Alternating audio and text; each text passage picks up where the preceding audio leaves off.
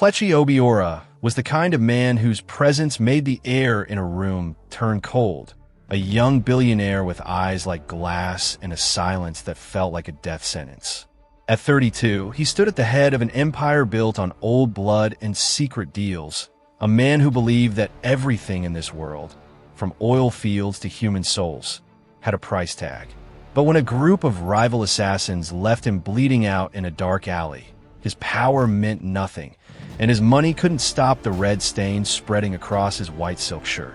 Just as his vision began to fade, a car stopped, and a woman with calm, brown skin and a nurse's uniform stepped into the light, looking at the most dangerous man in the city not with fear, but with the irritation of someone who had a long shift and a stubborn patient to save.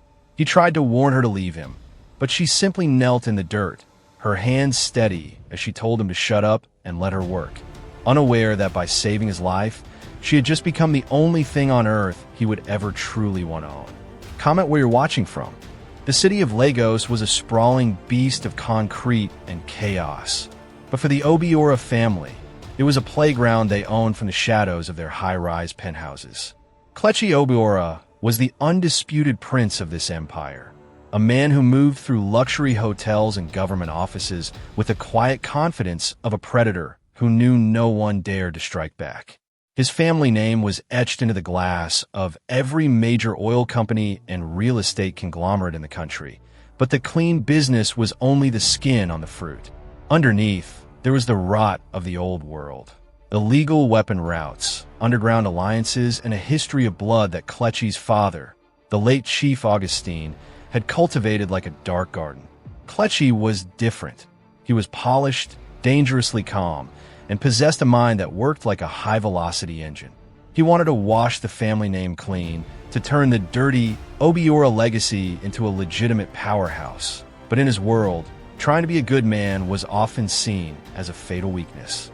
The men who had served his father for decades, old lions like Chief Arn and the shadowy Mr. Damladi, watched Kletchi with hungry eyes, waiting for the moment the young king would stumble so they could tear the crown from his head. That evening, the air inside the Obiora mansion was thick with the scent of expensive cigars and the unsaid threats of powerful men. Kletchi sat at the head of a mahogany table that could seat 30, facing the circle of elders who had helped his father build their bloody throne. He told them clearly that the days of illegal deals and street violence were over, that the family was moving into the light of legal enterprise. The laughter that followed was dry and mocking. They told him that power wasn't a shirt he could just wash in the morning. They reminded him that the very chair he sat on was held up by the bones of his father's enemies. Kletchi didn't argue. He didn't shout. He simply stood up and told them that anyone who couldn't adapt was welcome to leave. As the heavy oak doors closed behind the angry elders, Kletchi's most trusted man, Blade, stepped out of the shadows, his face a mask of worry.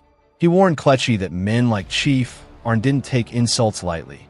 They took revenge. But Kletchi only looked out at the darkening city, his reflection in the glass looking back at him with a chilling, hollow certainty. He knew the war had started. He just didn't know it would reach him before his convoy even cleared the city limits. The attack was a symphony of screeching tires and shattering glass. One moment, Kletchi was looking at the neon lights of the bypass, and the next, a white van was broadsiding his SUV, the force of the impact throwing his body against the door like a rag doll. Gunshots tore through the night, the rhythmic pop-pop-pop of automatic weapons drowning out the screams of the city. Blade was shouting orders, returning fire through the broken windows, but the ambush was perfect. Kletchi felt a white-hot iron brand press into his side, a searing pain that made the world tilt on its axis. He looked down to see his white shirt turning a deep, visceral crimson. They were being hunted. Amidst the smoke and the smell of burning rubber, Blade dragged him from the wreckage, the two of them disappearing into the narrow, dark alleys of the outskirts to lose the gunman. Kletchi's breath was coming in ragged, wet gasps. He told Blade to draw them away, to save himself, an order that Blade only obeyed because he knew Kletchi wouldn't survive if they were both pinned down. Left alone in the dark, clutching his leaking side, Kletchi stumbled out onto a secondary road, his vision blurring into a kaleidoscope of gray and black. A car horn screamed, the sound echoing in his skull as a vehicle skidded to a halt just inches from his collapsing body. The driver, Zakura Okori, froze behind the wheel, her heart hammering against her ribs like a trapped bird. She was a nurse, a woman who lived in a world of modest budgets, night shifts, and the simple, fierce love of her protective parents. She saw a man drenched in blood, his face pale, but his eyes still carrying the terrifying fire of a king. Every survival instinct she possessed told her to lock the doors and drive away. This was the kind of trouble that swallowed families whole. But then she saw his hand falter, his pride giving way to the cold reality of death, and the nurse in her took over. She stepped out into the night, her voice trembling but firm, as she looked at the dying billionaire and realized that her quiet, safe life was ending the moment she reached out to touch his skin. The humid night air felt like a physical weight as Zakura knelt in the dirt, her nurse's instinct overriding the deafening alarm bells in her head. Kletchi leaned against the hood of her modest sedan, his breathing heavy and shallow, his dark eyes tracking her every movement with a sharpness that didn't belong to a dying man. I said, "Don't touch me," he rasped, his voice a jagged edge of silk and gravel. Zakura didn't flinch. She had dealt with stubborn patients in the emergency ward for years, men who thought their pride was more important than their pulse. "And I heard you the first time," she countered, her voice steady despite the adrenaline surging through her veins. "But I took an oath to save lives, even the ones belonging to rude strangers who bleed all over my car." With practiced, efficient movements, she tore open her small emergency medical kit, the plastic crinkling in the oppressive silence of the dark road. She could see the wound now, a jagged tear near his ribs where a bullet had grazed him deep. It was messy, and the amount of blood soaking into his expensive fabric was enough to make a lesser person faint. But Zakura simply pressed a thick pad of gauze against the site, her hands firm and unyielding. Kletchi hissed through his teeth, his fingers digging into the metal of the car as he fought the urge to push her away. He was used to being the one who gave orders, the one who decided who lived and who suffered. Yet here was this woman, small, unassuming, and dressed in a simple nurse's uniform, treating him like he was just another body in need of repair. He looked at her face, illuminated by the harsh, flickering yellow of a nearby street lamp. She wasn't looking at his luxury watch or the designer shoes that cost more than her car. She was focused entirely on the wound, her brow furrowed in concentration. For the first time in his 32 years, Kletchi felt invisible in a way that didn't involve power or fear. He was just a man, bleeding and broken, and she was the only thing standing between him and the darkness. "No hospital," he managed to choke out, his hand catching her wrist with a grip that was surprisingly strong for someone in shock. "If you take me there, people die. Questions lead to graves." Zakura froze, her eyes meeting his. In that moment, she saw the shadow of the world he lived in, a world of high-stakes violence and cold-blooded consequences.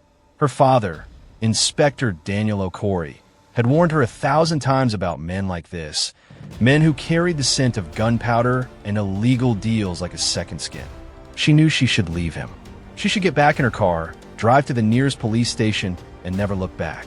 But she felt the heat of his feverish skin and saw the way his jaw tightened in a silent battle against the pain. She thought of her brother, John, who had died in a crossfire just like this years ago, an innocent soul lost because no one was there to stop the bleeding. She couldn't let it happen again. Not tonight. "Get in the back seat," she commanded, her voice dropping to a whisper. "I'm not taking you to the hospital, but I'm not letting you die on the asphalt either." She helped him into the car, his heavy frame leaning into hers, the scent of expensive cologne and iron-rich blood filling the small cabin. As she drove away from the main road, heading toward a quiet, unfinished construction site she knew stayed empty at night, her heart was a drum in her chest. Kletchi watched her from the rearview mirror, his head resting against the glass. He saw the way her hands shook slightly on the steering wheel, yet her eyes remained fixed on the road ahead. She was terrified, but she was doing it anyway. It was a kind of bravery he hadn't seen in the boardrooms or the back alleys of his empire. When they finally stopped, she worked in the dim light of the car's interior, cleaning the wound with antiseptic and wrapping it tightly to control the flow. "This isn't a permanent fix," she warned, her voice soft as she wiped her hands with a sanitizer. "You need real surgery or you won't make it to morning." Kletchi really looked at her, and felt a strange, uncomfortable pull in his chest that had nothing to do with the bullet. "What is your name?" he asked, his voice barely a whisper. She hesitated, the shadow of her father's warnings crossing her face before she answered. "Zakura. Zakura Okori." He repeated it once, the name sounding like a prayer and a threat all at once, as she turned the key in the ignition to drive him to the coordinates he provided, unaware that by giving him her name, she had handed him the map to her soul. The darkness of the unfinished building felt like a tomb, the only sound being the ragged, rhythmic breathing of the man in the back seat and the distant, haunting cry of a stray dog. Zakura sat in the driver's seat for a moment after she finished bandaging him, her forehead resting against the steering wheel as the reality of what she had done finally began to sink in. She had a billionaire, a man who carried the heavy, dangerous aura of the Obiora family, bleeding in her car. She had bypassed every protocol, ignored her training, and hidden a gunshot victim from the authorities. If her father, Inspector Daniel, found out, it wouldn't just be her career on the line. It would be the end of the fragile peace their family had maintained since her brother's death. She looked at her hands in the dim light of the dashboard. They were stained with Kletchi's blood, the dark liquid seeping into the creases of her palms like an inescapable brand. She felt a shiver of pure, cold dread. Who was this man, and what kind of monster had she just invited into her life? Kletchi leaned his head back against the upholstery, his eyes half closed as he watched her. The pain was a dull, throbbing roar now, but his mind was sharper than ever. He had spent his life surrounded by people who wanted something from him: loyalty, money, or his life. He was used to the transactional nature of the world. But this woman, Zakura, had saved him for nothing. She hadn't asked for a reward. She hadn't even recognized his face. To her, he wasn't a king or a target. He was just a man who was falling apart. That realization bothered him more than the bullet wound. It was a crack in the foundation of his worldview. He watched the way she tucked a stray lock of hair behind her ear, her movements efficient and devoid of the vanity he saw in the women of his social circle. She was real, and in his world of shadows and mirrors, reality was the most terrifying thing of all. "You should go," he said, his voice a low, raspy command that lacked its usual bite. "My men will be here soon. You don't want to be here when they arrive." Zakura turned to look at him, her eyes flashing with a sudden, sharp anger that surprised him. "I should go. I just spent the last hour keeping your insides from becoming outsides on a dirt road, and you're already giving me orders again." She let out a dry, frustrated laugh, her hands clenching the seat. "You're right about one thing. I don't want to be here. I don't want to know who you are, and I definitely don't want to know who is hunting you." She reached into the back and handed him his phone, which had been buzzing incessantly on the floor mat. "Call your people. I've done my job." As she watched him take the device, she saw the expensive gold watch on his wrist, a symbol of a life so far removed from hers that they might as well be from different planets.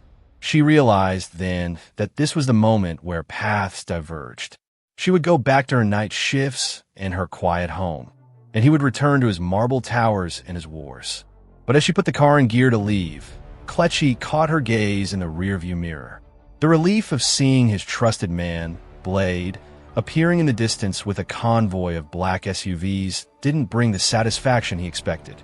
Instead, he felt a strange, hollow ache at the thought of her disappearing into the night. He had lived his life taking what he wanted, but Zakura was something that couldn't be taken. She had to be earned, and he didn't even know how to begin.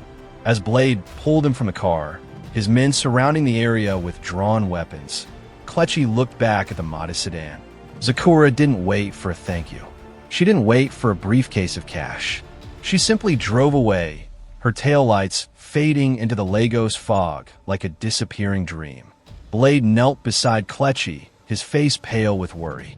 "Boss, we thought we lost you." "Who was that?" Kletchi touched the bandage on his side, feeling the steady, professional pulse of her work. "That," he whispered, his eyes fixed on the empty road where she had been, "was the woman who was going to change everything. Find her, Blade.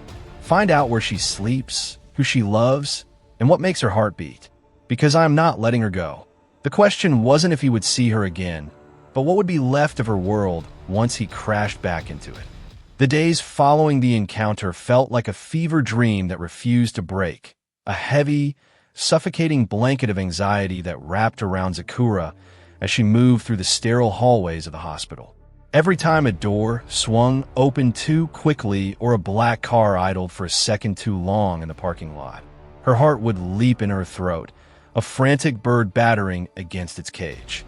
She had washed the blood from her hands 1,000 times, scrubbing until her skin was raw and pink, but she could still feel the phantom heat of Kletchi's feverish skin against her palms.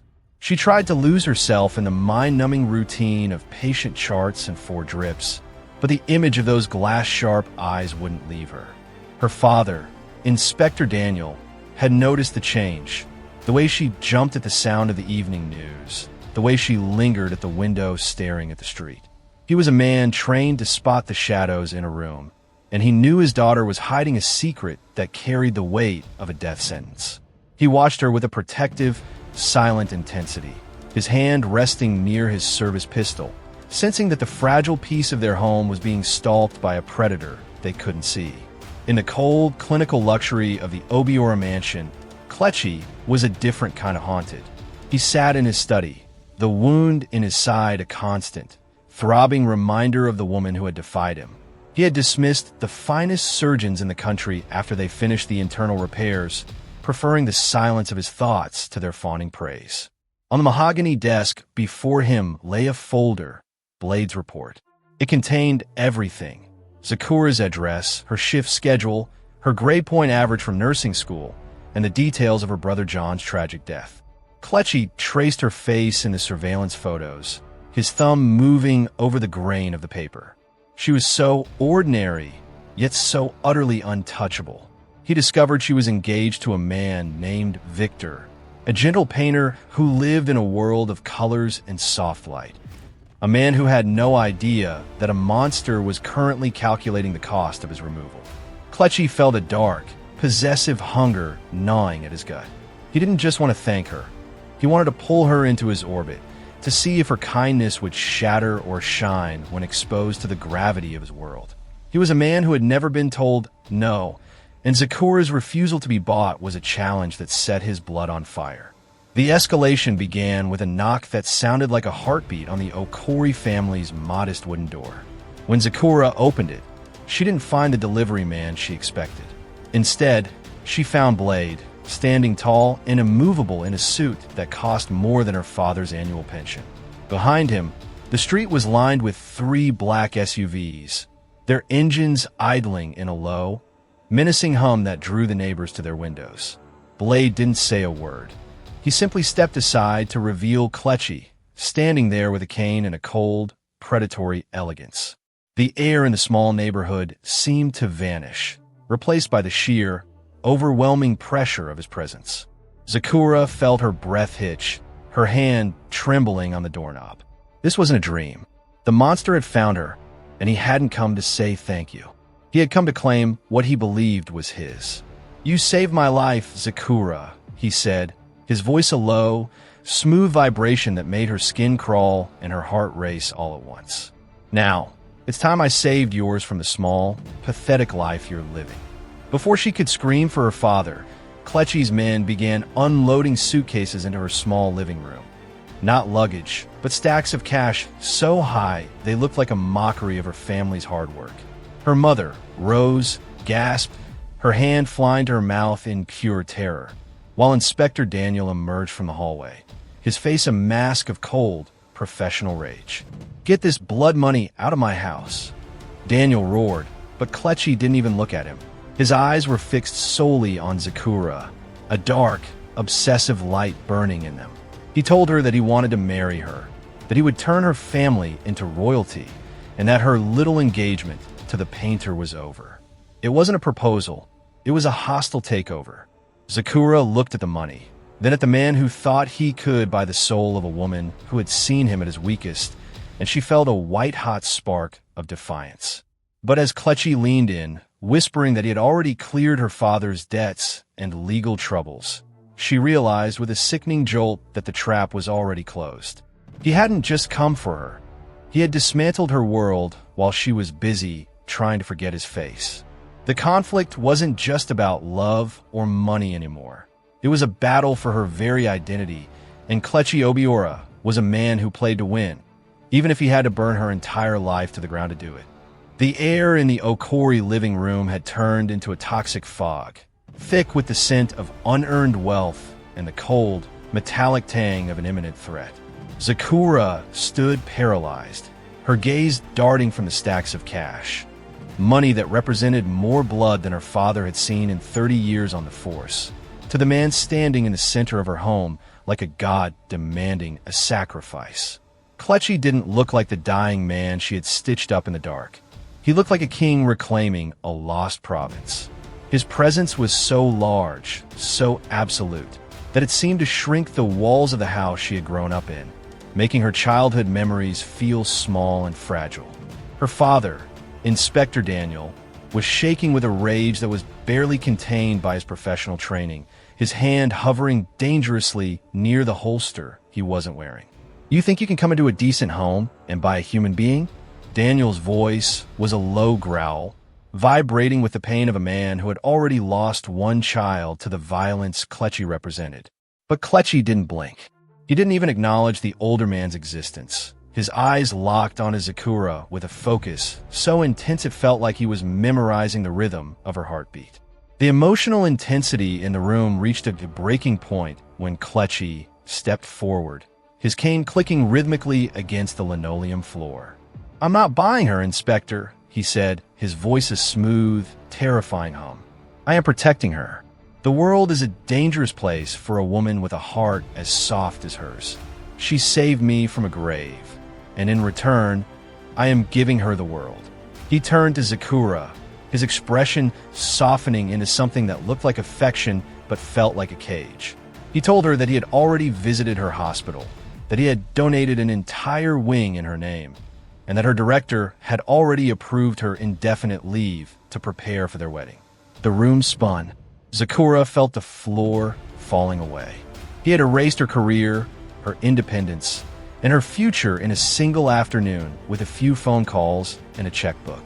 She thought of Victor, her fiancé, who was probably at his studio right now, painting a world where they were happy and safe, unaware that a monster had already decided his love was a debt that had been canceled.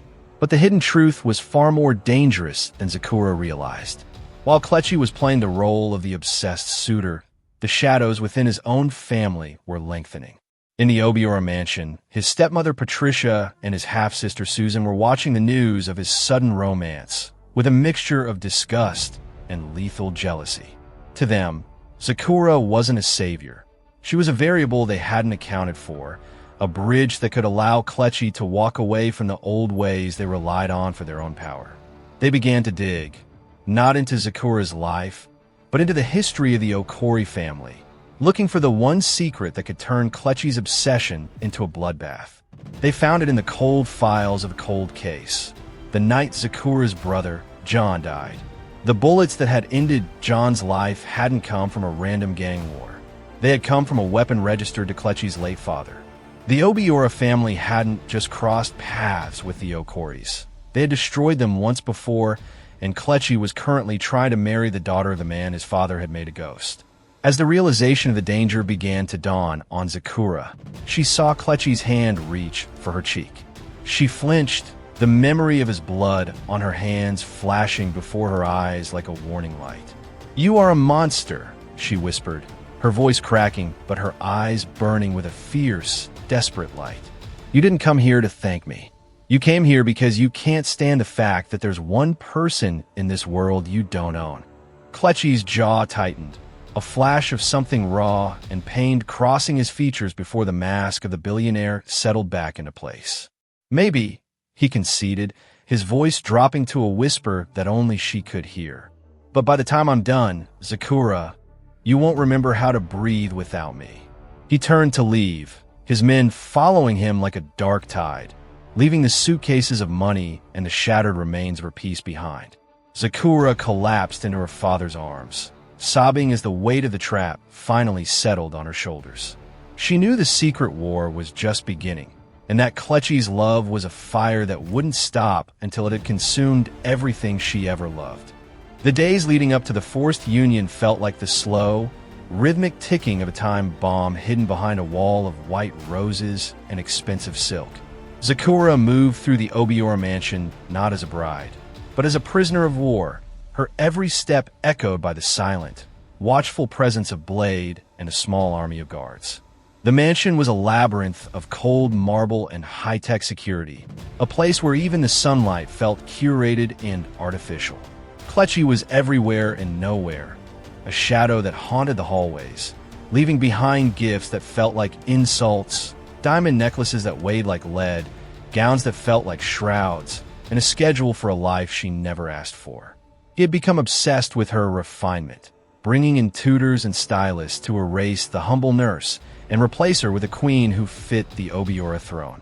But beneath the polished exterior, Zakura was a coiled spring, her mind working frantically to find a way out of the golden cage.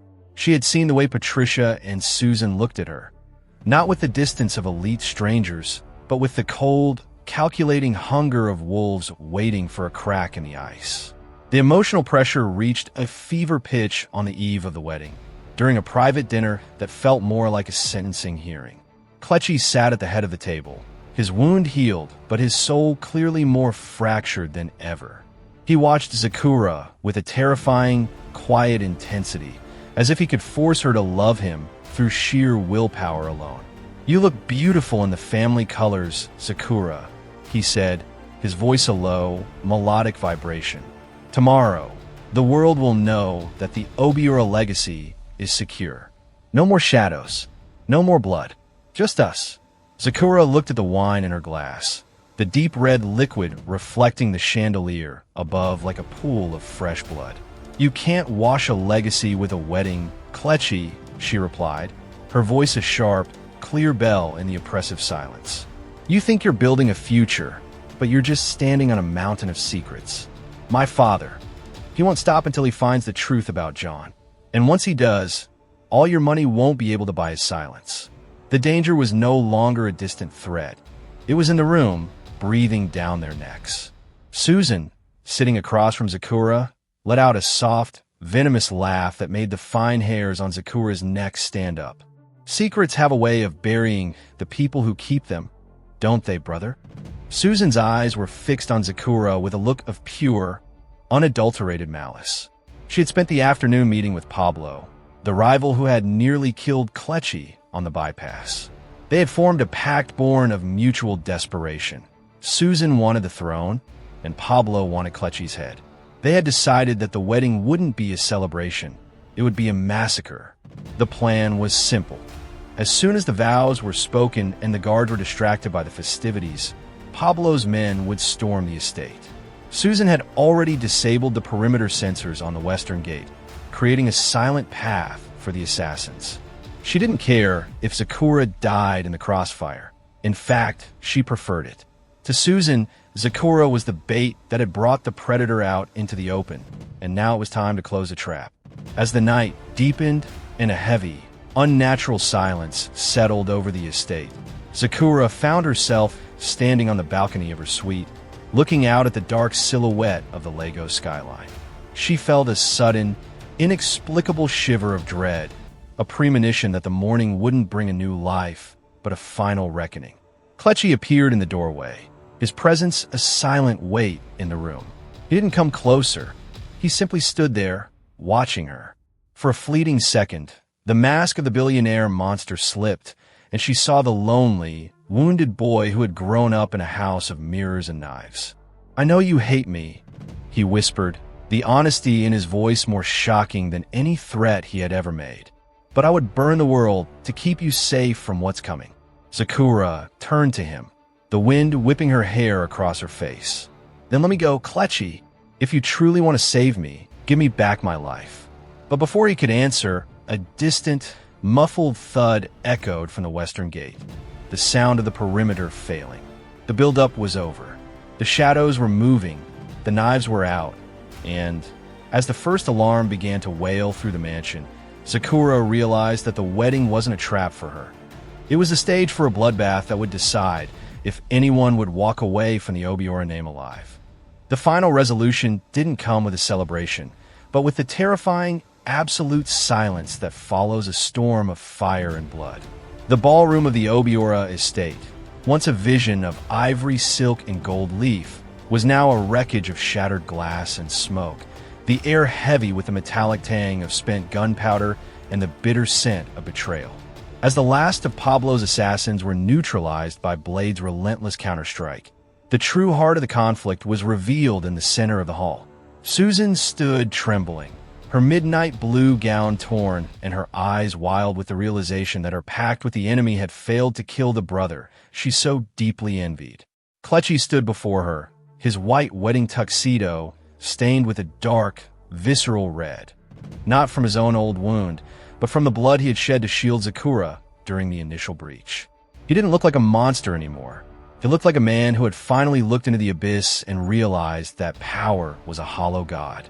In his hand, he held the file Patricia had hidden, the one detailing the truth about John's death, and with a single, decisive movement, he handed it to Inspector Daniel, who stood nearby with his weapon drawn and his heart breaking for the second time. "It ends today," Kletchi said, his voice a low, melodic hum that carried the weight of a death sentence and a confession. He didn't plead for mercy, and he didn't offer a bribe. Instead, he looked at Zakura, who stood between the two worlds, the humble nurse she once was and the queen he had tried to force her to become. The emotional payoff was a cold, crystalline clarity that washed over the room. Kletchi turned to the authorities he had once bought and sold, and for the first time in the history of the Obiora name, he gave them the truth. He surrendered the evidence against Susan and Patricia, and he dismantled the illegal networks his father had spent a lifetime building. He realized that the only way to truly own his life was to give up the throne that was built on the bones of innocent men like John. He looked at Zakura, his eyes reflecting a profound, bone-deep sorrow. "You were right," he whispered, loud enough only for her to hear. "I tried to buy a heart because I didn't know how to earn one. You saved my life twice, Zakura, once from the dirt and once from myself. Now, I'm giving yours back."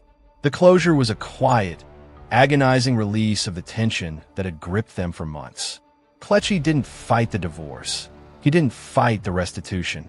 He signed over the majority of the Obiora legitimate assets to a foundation in John Okori's name, ensuring that the legacy of the brother Zakura lost would be the one to save thousands of other lives through the hospitals and schools he would now fund.